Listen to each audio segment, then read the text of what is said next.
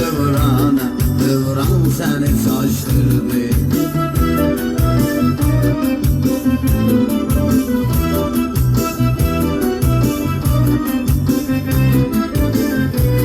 Geysi eleyen Mecnun öz sevdiği Leyla'dır.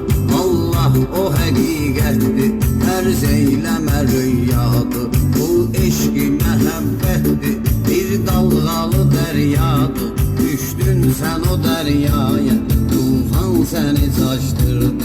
Düştün sen o deryaya, tufan seni saçtırdı. Sen saçmaz idin ey dost, canan seni saçtırdı. Düştün ele devrana, devran seni saçtırdı.